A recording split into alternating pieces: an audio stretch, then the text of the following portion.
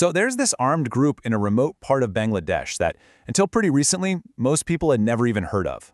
But now, well, they are all over the headlines, and they're setting off alarm bells not just in that country, but way beyond its borders. So let's get into who they are and what this is really all about. Okay, just picture this. Broad daylight, coordinated bank raids. You've got armed men storming in, grabbing cash, stealing firearms, and even kidnapping the bank manager. I mean, it sounds like something straight out of a movie, right? But this just happened for real in Bangladesh's Bandarban district. And who's behind all this chaos? A group called the Kuki-Chin National Front, or KNF for short. Now, they've been around for a while, but these attacks, this is a whole new level of bold. So the big question is, who are these guys? And what in the world is driving this conflict? All right, here's how we're going to break it all down. First, we'll look at who the KNF actually is. Then, we'll get into what they want, how they shifted to violence, who they might be working with, and finally, why this whole situation is becoming such a big deal for the entire region. First things first, who exactly is the KNF? To really get it, you have to go back to their roots and see how they went from a community organization to a full-blown armed force. So, the Kuki-Chin National Front is an armed ethnic group. They operate out of a really remote, hilly area of southeastern Bangladesh called the Chittagong Hill Tracts. And you know, a lot of folks there just call them the Bom Party, which is actually a little clue about who's really running the show. And their history, well, it tells a really fascinating story. They didn't just pop up overnight with guns. No, they started way back in 2008 as a development organization, focused on community advocacy. But just look at what happens in less than a decade. It completely transforms, and by 2017, they have their own armed wing, the Kuki-Chin National Army. That is a huge shift from activism to armed conflict. So, who are they fighting for? Well, the KNF claims to represent 6 different smaller Kuki-Chin ethnic communities. But here's the thing you gotta know. While they say they're fighting for all 6, the group is really dominated and run by one of them, the Bom community. And that's a super important detail for understanding their power structure. Okay, so that's who they are. But what's the end game here? What are they actually fighting for? It really all boils down to one big idea: their own separate state. And this right here, this is the core of it all. Their number one goal is to carve out their own self-governing territory right inside Bangladesh. They call it a Kuki-Chin state, or Kuki land. The argument from their side is that their people have been marginalized and ignored for years, and the only answer is political autonomy. And listen, they are not being vague about it. They've got a whole plan.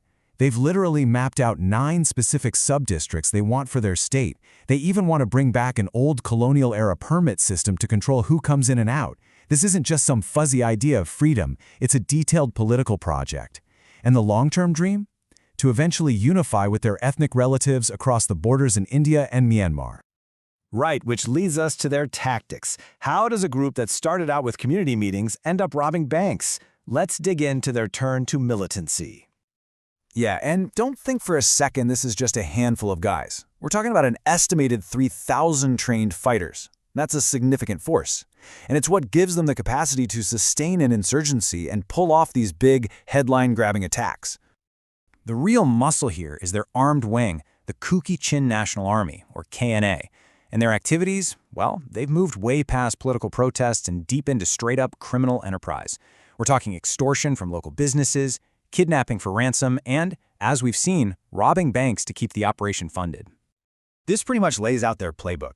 The strategy is clear: hit banks for quick cash, kidnap people for leverage and to make headlines, and systematically extort local businesses for a steady income.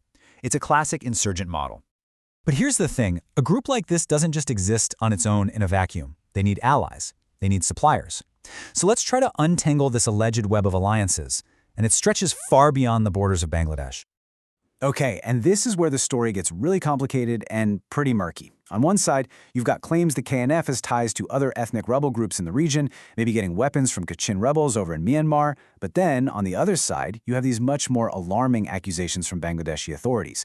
They're saying the KNF has actually been training and funding Islamist extremist groups. These are, obviously, very serious allegations that paint a picture of a group willing to partner with some very dangerous players. So, you might be thinking, okay, this is a conflict in a pretty remote part of the world. Why does it matter to me? Well, because this isn't just a local problem. It has the potential to light a much, much bigger fire. So how has Bangladesh handled this? Well, it's been a classic mix of force and diplomacy. Security forces have launched major crackdowns and they've arrested key leaders. But at the same time, they've tried peace talks. The problem is, nothing seems to stick. They signed a ceasefire, and then a few months later, it's broken again. It's just this constant, frustrating cycle of violence and failed negotiations. And this is the absolute key to why this is a regional issue. The Kuki-Chin people don't just live in Bangladesh. Their ethnic community spans across the borders into India, specifically the states of Mizoram and Manipur, and into Myanmar's Chin state. So when the KNF fights for a homeland, that message doesn't just stop at the border. It resonates with communities in 2 other countries, which creates a huge risk of the conflict spilling over and destabilizing an already very fragile region. All right, let's just put all the pieces together here. What we have is a group that started out as a community organization, but it evolved into a powerful militant force, dominated by the Bawam community, with one big goal: an autonomous state. To get there, their armed wing uses criminal tactics, which are met by state crackdowns and failed peace talks. But the real takeaway, the thing to remember, is that this isn't just happening in a bubble. Because of those ethnic ties across borders, it's a genuine security risk for both India and Myanmar. So that leaves us with the big, complicated question at the heart of all this. Is the Kuki-Chin National Front a group fighting a legitimate battle for the rights and autonomy of a marginalized people? Or have they become something else? A dangerous militant force, funded by crime and making alliances that could threaten the stability of an entire region? The truth, as is often the case, is probably somewhere in that messy, complicated middle.